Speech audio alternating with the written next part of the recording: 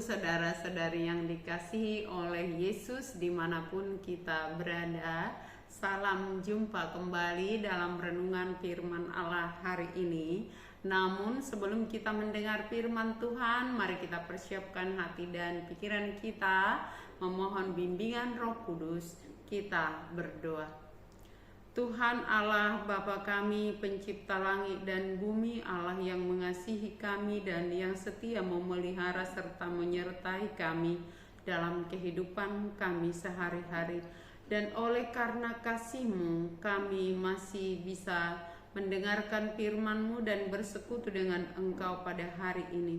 Karena itu Tuhan, kami mohon Roh-Mu yang kudus yang memberikan kami hati, pikiran yang dapat mendengarkan firman-Mu dan berikan kami hikmat-Mu Tuhan untuk memberitakan firman-Mu seturut dengan kehendak-Mu.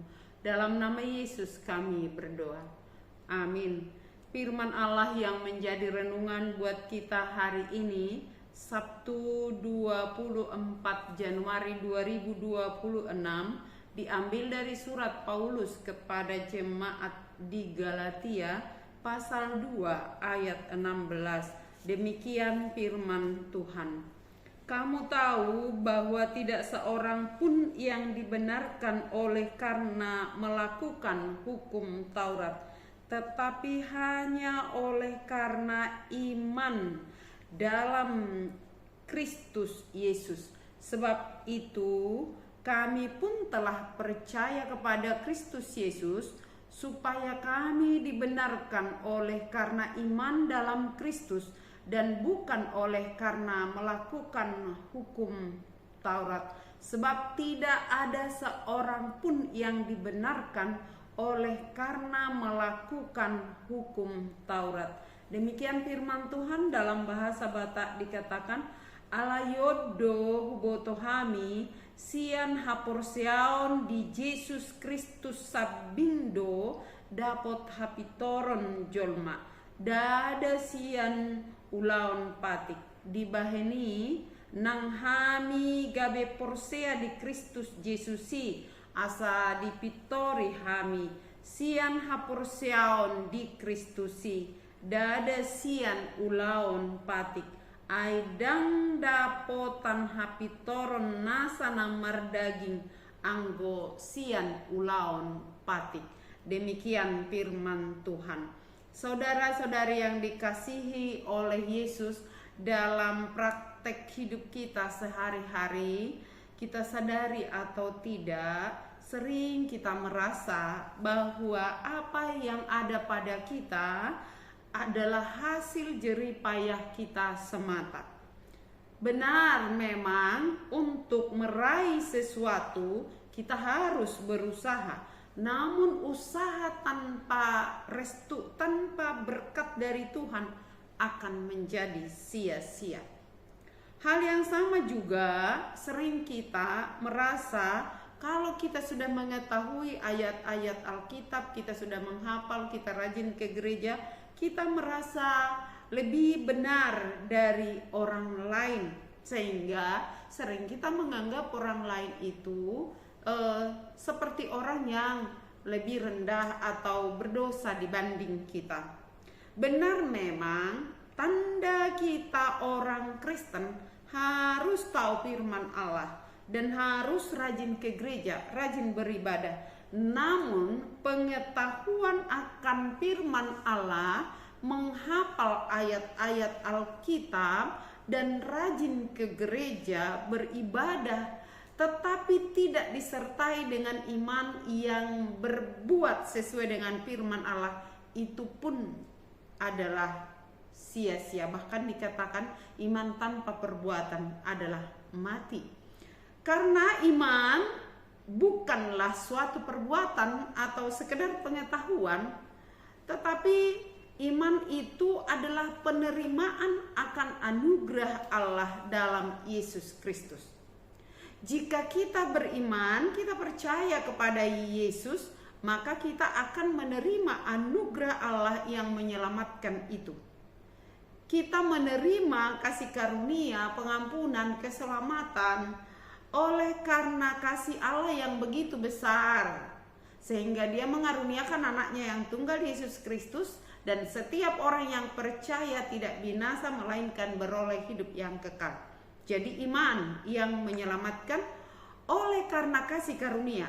Iman adalah sikap yang mau menerima firman Allah bukan karena usaha kita, sebab iman itu sendiri adalah anugerah Allah yang telah diberikan di dalam diri kita masing-masing.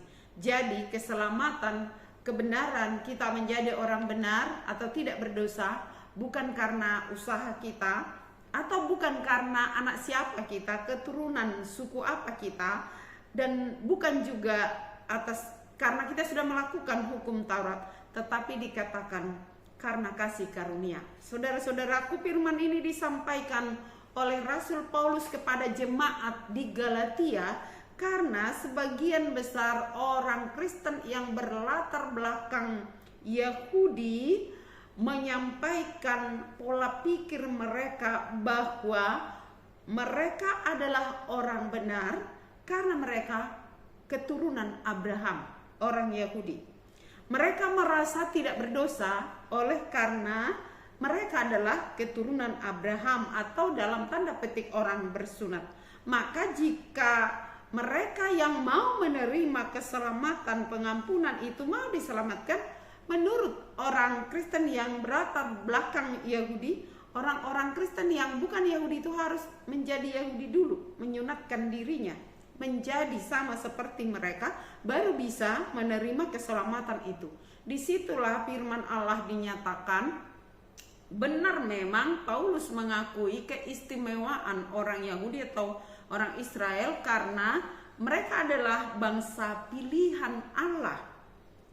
Mereka memang istimewa. Kalau di ayat 15 dikatakan, menurut kelahiran kami, kata Paulus, adalah orang Yahudi, bukan orang berdosa dari bangsa-bangsa lain.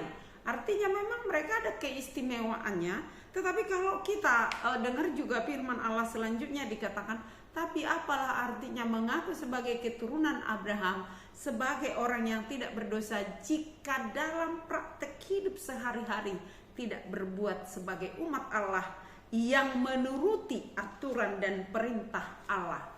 Kalau mereka katakan mereka akan selamat oleh karena melakukan hukum Taurat, maka pertanyaan, adakah di antara mereka yang bisa melakukan hukum Taurat itu dengan sempurna? Karena tidak ada yang bisa melakukan itu dengan sempurna. Jangankan 10 hukum Taurat, 1 pun tidak ada yang bisa melakukannya secara sempurna. Dan kalaupun bisa dilakukan sampai 9, tapi 1 tidak bisa dilakukan, seperti ilustrasi yang dibuat oleh mereka yang membuat adonan kue. Ada 10 telur yang akan dimasukkan ke dalam adonan, 9 sudah dipecahkan dan yang ke-10 dipecahkan juga dimasukkan dalam adonan. Ternyata ya dari yang ke-10 itu busuk. Ketika sudah masuk, apakah adonan itu masih bisa dipakai? Kalau sudah digabung dengan yang busuk itu, walaupun hanya 1, maka adonan itu akan menjadi bau busuk dan dibuang. Nah, seperti itu juga gambaran ketika orang melakukan hukum Taurat, sekalipun bisa dilakukan dari 10 itu 9 itu tidak sama dengan nilai di sekolah sudah lulus. 1 pun membatalkan yang 9 lagi. Dalam arti 1 pun tidak bisa dilakukan, itu berarti masih ada kekurangan, ada kesalahan, ada dosa. Oleh karena itu dengan jelas dikatakan tidak ada seorang pun yang dibenarkan oleh karena melakukan hukum Taurat, tetapi oleh karena iman dalam Kristus. Dan ditegaskan lagi, sebab itu kata Paulus, kami pun percaya kepada Kristus Yesus supaya kami dibenarkan oleh karena iman dalam Kristus. Sebab sangat-sangat luar biasa diulangi lagi, padahal Paulus itu latar belakangnya adalah ahli Taurat yang sangat fanatik untuk menegakkan hukum Taurat. Tetapi ketika dia sudah ditangkap oleh Yesus menjadi pengikut Yesus, menjadi orang yang percaya kepada Yesus, dia percaya dan dia mengatakan tidak seorang pun yang dibenarkan oleh karena melakukan hukum Taurat, tetapi karena kasih karunia. Inilah yang dikatakan oleh Martin Luther dalam 3 dalil yang dia keluarkan dan sangat terkenal.